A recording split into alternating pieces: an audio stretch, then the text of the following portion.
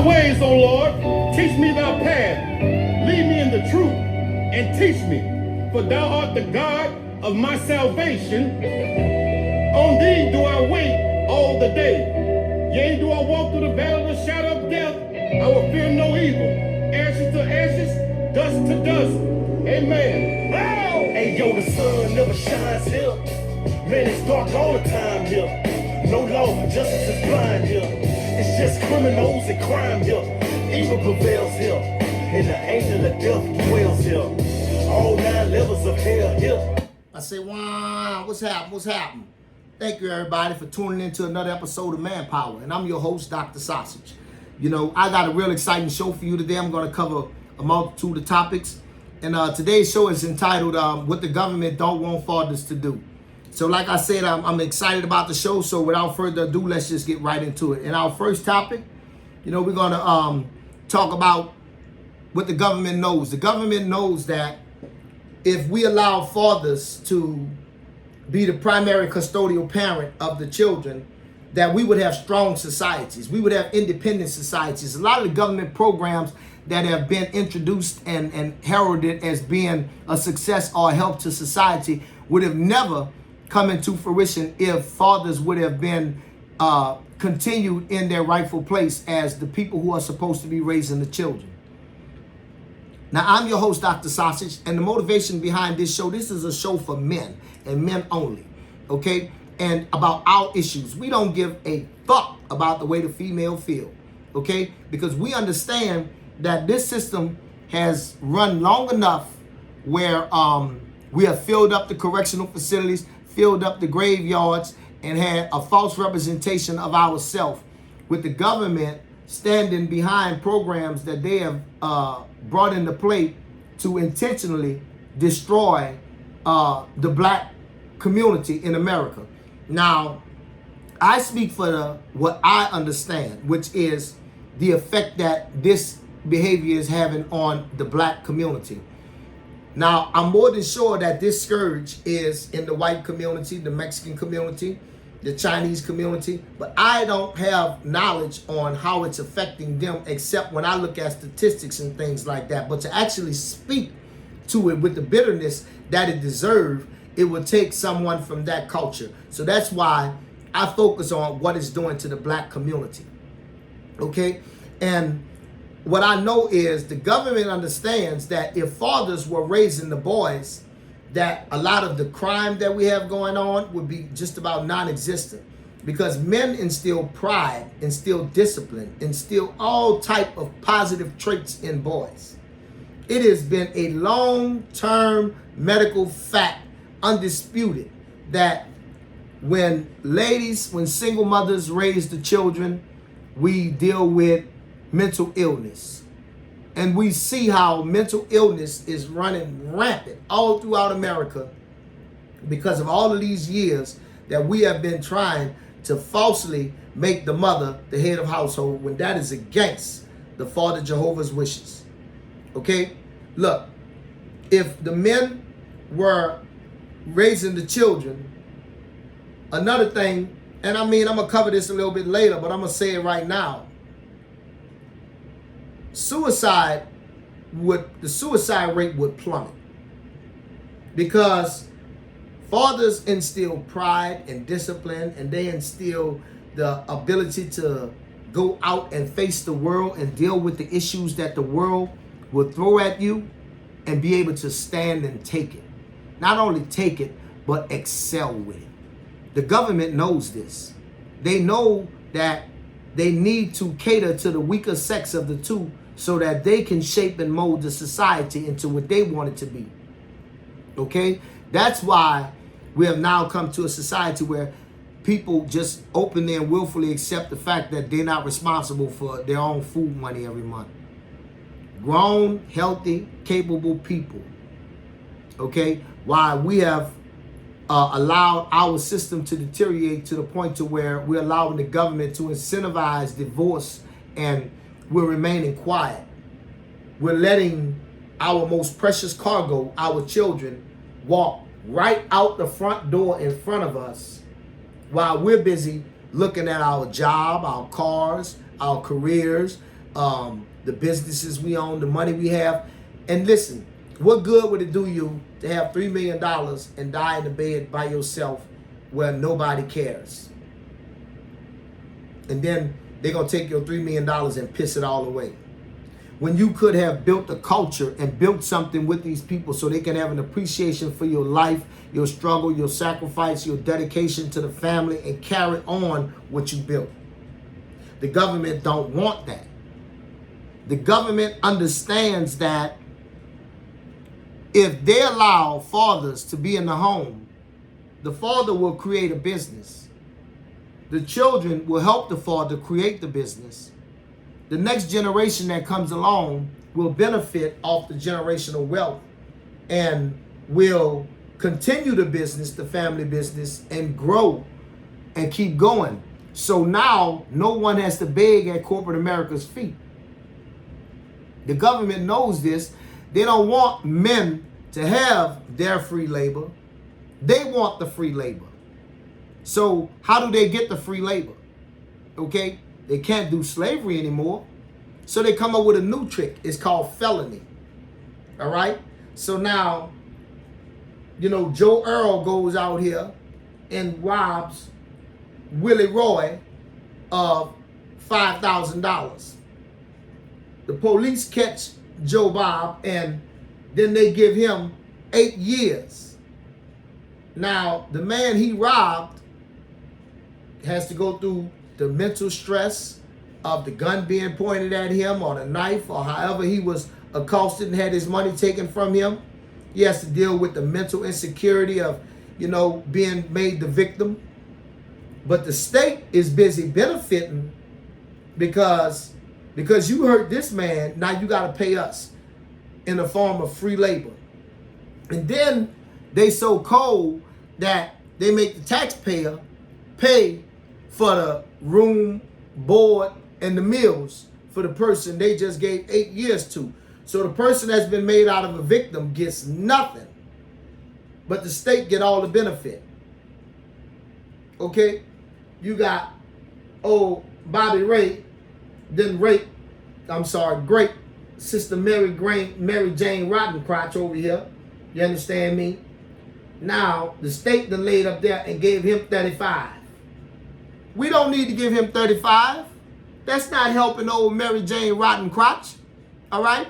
What we need to do is castrate him, send him on his way, and not have the state taxpayers and federal taxpayers that have to pay for 30 years of meals and room and board and electricity for this joker and water. It's all a hustle so that they can steal our free labor. This whole thing is built so that we don't experience generational wealth. Right? And to make sure you don't experience generational wealth, not only have they put up institutions to uphold against Jehovah's Witnesses and Jehovah's wishes and make the man the head of the household, they making the woman the head of the household, they turn around and they come up with a system to victimize the men and take away their blood, sweat, and tears, their money, to give it to the woman to further strengthen and uphold their institutions that go against the Creator. I just have to take this time to say it right now because it's motivating me and I'm no coward. Fuck the Attorney General. Fuck child support. Fuck family court. And fuck all the institutions that go to support them, from the federal government who match the state funds to incentivize the states to go after its citizens. And men, this is the civil rights issue of our time. This is the rally call. I need us to join together and say we want first right of fatherhood, meaning that when a man and a woman separate, immediately the male child goes with the father, okay? And no negotiations. And in some cases, the female child as well. And we are willing to boycott. Every man in this country have to be willing to say, I'm staying home. I'm not flying no plane. I'm not running the sewer. I'm not turning on electricity. I'm not doing lickety-split. Nothing. Until you say that if I'm good enough to go and fight and die for my country. I'm good enough to be entrusted with the most important, the most precious cargo that the United States of America have, our children. We want first primary custodial right. When we separate, the children come with us. We have tried it too long, trying to uphold this institution, this false institution of making the female the head of the household. I submit to you that if men were in charge of raising children, a lot of the institutions that exist today, food stamps, welfare, Section 8, and all the other programs would not be necessary or would not have been able to come along into existence, because men, we are too strong to need help like that. And we are built to live up to whatever the challenge is, to step up to it. Just like if this was a male-dominated society, there is no way in Sam Hill hell that the homosexuals would have made the gains that they have made in marriage and getting rights and all of the things that they have done. Okay? Because we don't have the power of choice. All we have is the power to do his will. Let his will be done. And if you're doing anything outside of his will, okay, then you're wrong. You're all the way wrong. Don't believe man when he tell you you got the power to choose between good and evil. You don't. You only have the power to do his will. And when you don't do his will, okay, then that's what makes you, on the wide road, in a bad place. All right. And if you are there, I pray that you bow your head, bend your knees. All right. And repent. Okay. Men, we have to be willing to fight and die so that we can get our parental rights back and automatically have our sons so that we can make a good society. Do you see these boys walking around here with blue hair, with green hair, with wigs on, with lipstick on? These male children are identifying as something other than what they are. Men, this is happening because we have fallen asleep at the watch. This is happening because we are going against what his wishes are. For God so loved the world that he gave his only begotten son. He set the mark for the sacrifice you are supposed to be willing to make in order to be the father to your son. And did you see what the son was willing to do in loyalty for the father? He was willing to go and have a body prepared for him and go and die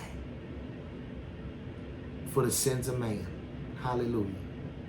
Men, the example already been set. This is the civil rights issue of our time. If your children are not worth dying for, what is worth dying for? You know we would turn out a better crop of people than putting this burden on the ladies. Let's stand up and fight the dirty men, the nasty men who want to have a set of children with Cheryl, a set of children with Tina, and a set of children with Tawana. And then, I say no. When you have that set of children with Cheryl and you decide you want to leave Cheryl, you have to bring that set of children with you to go meet Tina. When Tina meets you, she going to find out you got 4 children from your previous relationship in tow. Kudos to Tina if she want to be down. Let's say you make 3 babies with Tina and you getting ready to go meet Barbara. Now you got 7 little rascals rolling with you. If Barbara cool with you bringing 7 rascals and you know what I'm saying, she coming into that relationship, that's fine. But this is the way we have to stand up for men. And it's just the nasty men out there, the one who have no penis control, that want this to stay this way because they want action at our daughters. They want action at our wives. They want action at our sisters. We not desperate because we know we'll take our wife in the room and leave her panting. You understand me? And we know that whatever we won't do, she gonna let us do it. as long as it's not, like I draw the line at certain things, but I understand that some people want that rectal penetration and all that. That's you if you want to do that day, Dr. Sausage ain't with that. You feel me? But anyway, let's move on to the next subject. All right. And the next subject is that the government wants a weak society, one that has no will to stand up to the radical changes that it makes. You see, and the perfect example is that the government has decided that we're going to have homosexual marriage. And because the male's point of view has been so diminished in this country, all right, and confusion has been allowed to just permeate all over the place, this type of thing has been able to happen right in our face. Right in our face. And we're powerless to come together, raise up, and do anything about it because we have allowed them to attack us where we get our strength from, the family. We've allowed them to take away our voice because the things that we do in private to make the government stay strong, stay right, which is shape and mold our families, they have worked their way into the home and worked their way into the kitchen table. And now they control the conversation at the kitchen table. They control the conversation in the living room. They control the conversation on sex, everything. This is the power that we have given them by not being willing to stand up and fight and die to say that we deserve first parental right of custody for our children. And we will settle for nothing less. Okay? Men, if there is nothing else worth dying for, there is nothing else worth fighting for that is greater than us getting this government to bow down and respect us and give us our children. Okay? And you see to those coward-hearted chicken shit punk motherfucking men who will sit there and say, oh, my job requires me to be here 40, 50 hours a week. So 60 hours a week. So I can't be raising my son. I can't be raising my children. You know what I'm saying? Whatever child support is, whatever you make, half of it has to go to your child every pay period. Because we want to put an emphasis on and drive home the fact that there is nothing more important than your child. Not your car, not your career, not the clothes you have, not the jewelry you have, nothing is more important than your child. And if you're not willing to put your child first, you're the type of dude we don't want at the barbecue. You're the type of dude we don't want at the picnic. You're the type of dude that we don't want hanging around us. We're not inviting you when we go to the club. None of that. None of that. Because you put going to work for somebody over staying there and taking care of your kid. Man, I don't care if you got to be poor and go wash cars so you can keep food on the table and the lights on, man. You make your kid first priority. You understand? And that's why we got to make sure we're ready before we start planting our seed. And that's another reason why we got to create generational wealth so that when our young people do go out here and plant their seed, we'll be able to help feed our next generation.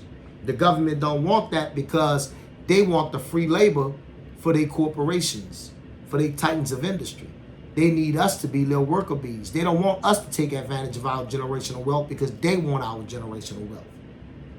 That's why they incentivize divorce. That's why they incentivize child support. That's why they'll go and turn one parent against the other parent instead of saying, child support, this family's going through a trying situation. We had to help the family. We gave the mother X amount of dollars, but no one owes us anything because we're helping the family.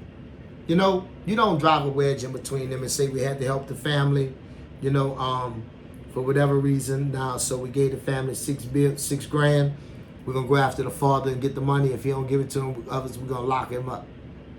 If you're trying to help the family and you decide that it's going to be, punishment, then punish both parents equally because it took both parents to make the child equally. Don't single out which one you want to try to turn against the other. And to my sisters who listening to my show, looking at my show and know I'm telling the truth and want to support us, we need you, all right? We need you because I promise you that if tomorrow the government said, okay, there's no more food stamps, no more welfare, no more Section 8, no more none of these programs, child support, none of that, you'll see how many women are like, well, then I can't raise this child.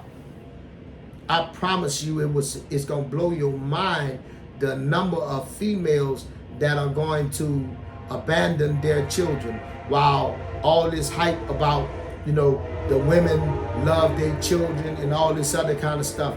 Man, let me tell you something. They saying all this because the government is incentivizing them to say all this. You take away that money, you take away that stuff that they providing, and they'll show you how much they love these kids. A lot of them. I ain't playing. You know what I'm saying? We can never, ever, ever lose focus that this country was built on free labor. And free labor, if it was built on it and made this country a success, why would they go away from it? Why? They just took slavery and gave it another name. They called it felony. You watched them do it. Right after slavery was over, what they started doing? Felony. All right? What the felony do? Bring you indoors and slave you out. And they still doing the same thing today.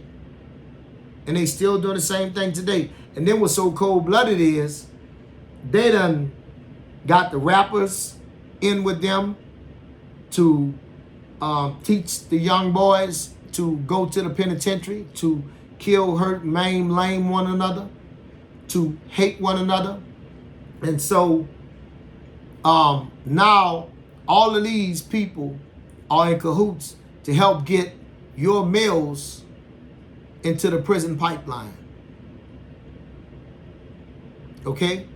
You have to recognize this. And if they're willing to work this hard to steal your generational wealth, to steal away your bloodline, your name, you should be willing to work that hard to protect it.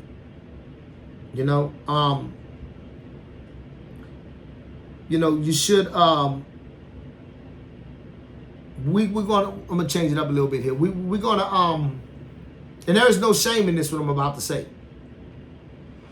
We have some men who, they don't want no children.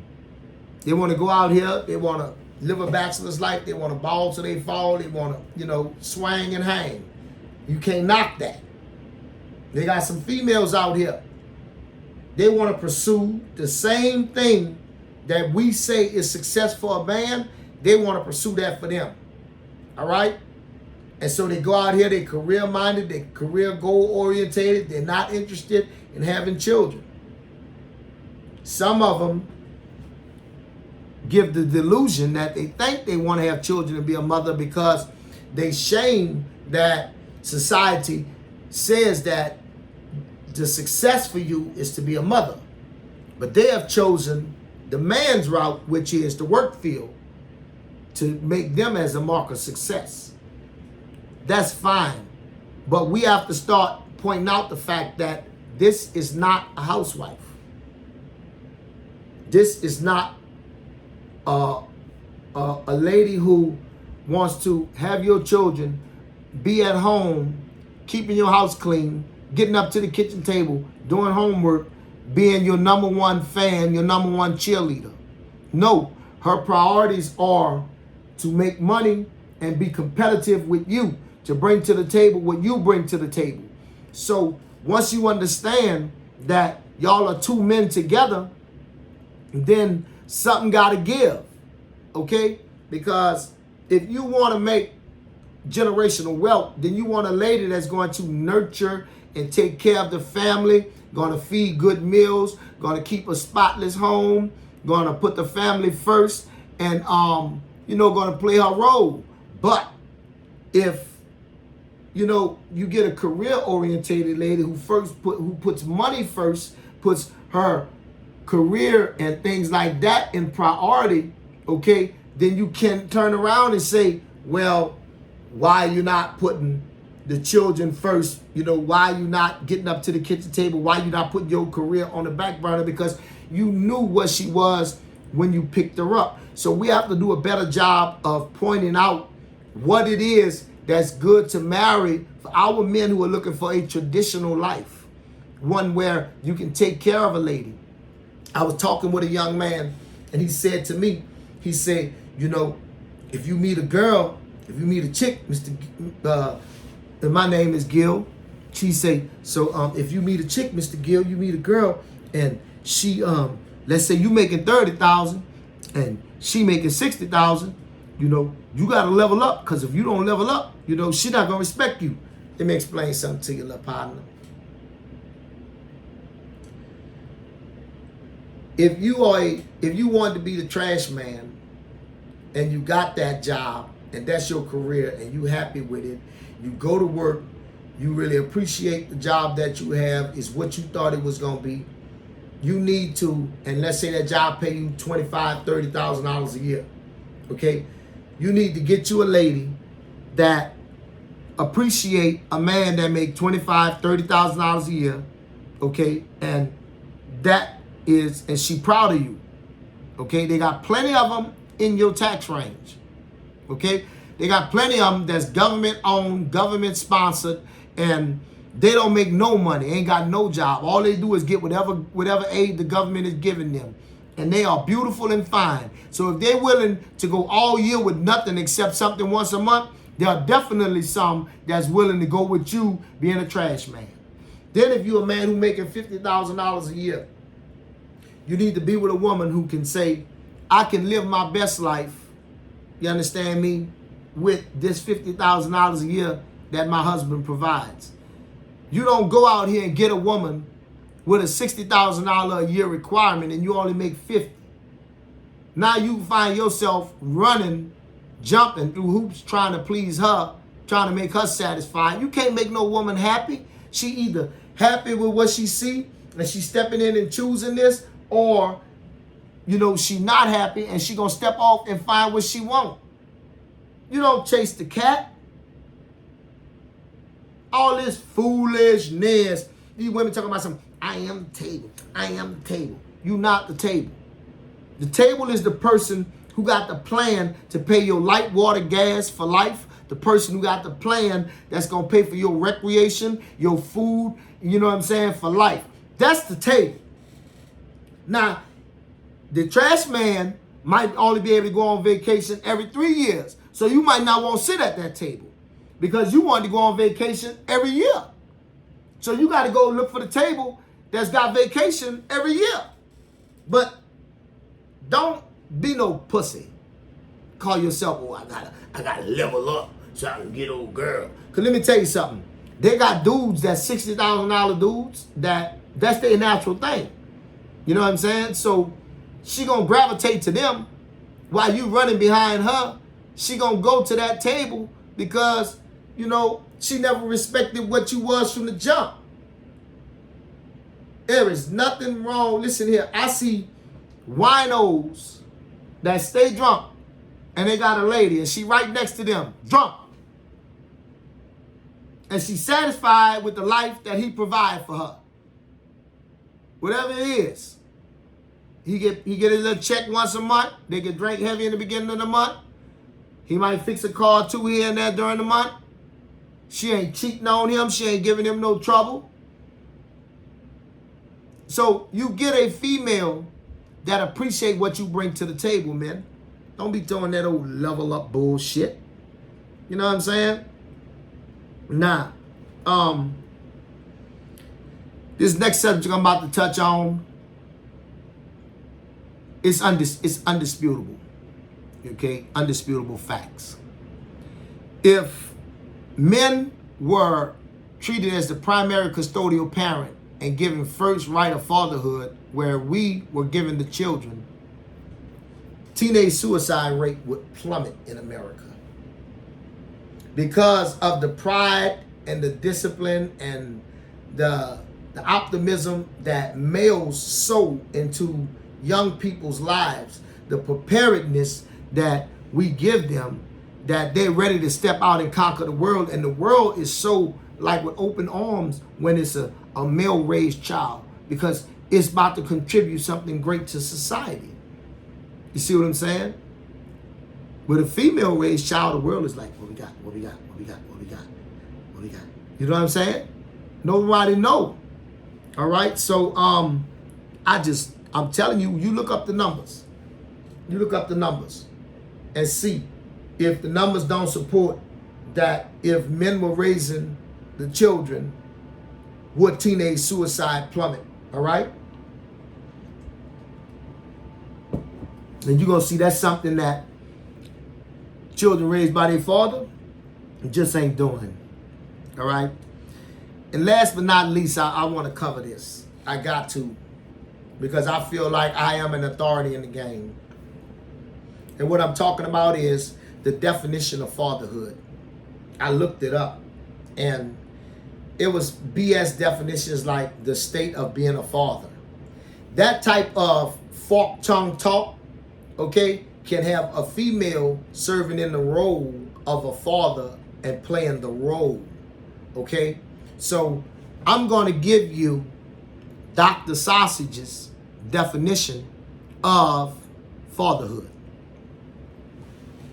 Now, according to Dr. Sausage, that's me,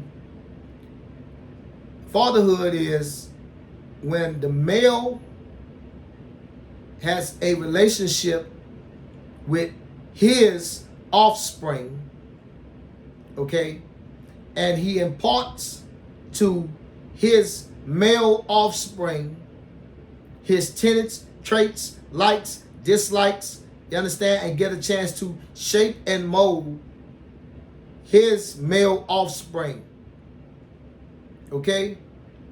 It is a code of communication between the Papa Fearless, you understand me, and his little patapoose. You hear me what I'm saying? So don't get it twisted. All right? Fatherhood is not the state of being a father. It is the actual act of grooming, shaping, and molding your seed, your offspring. Be it your direct seed, your grandson, your nephew, you understand me? Your great nephew, whatever that male is in that bloodline that's over that male is called fatherhood. All right? And, you know, I just want to say that this is the civil rights issue of our time. And I'm asking for men to come together and let's form a day of boycott. And from there, if we don't get the type of response that we're looking for, let's form a week of boycott. And let's continue to boycott in this country until we are given first right of fatherhood. Okay? We can no longer sit in this country and be willing to pay the ultimate cost, the greatest sacrifice, but at the same token, we're not trusted with the greatest package, which is our babies. No longer will we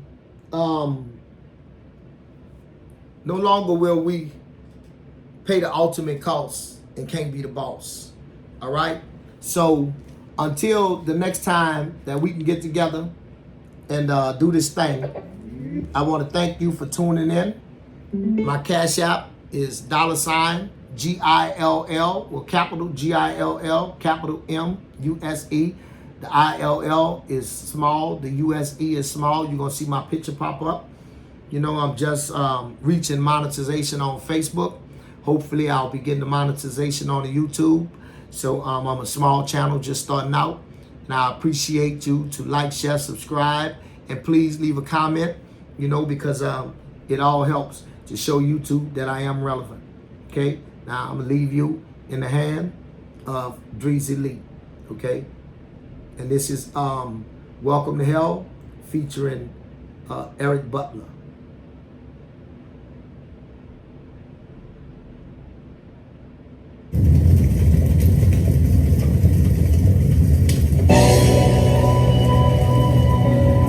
Show me thy ways, O Lord.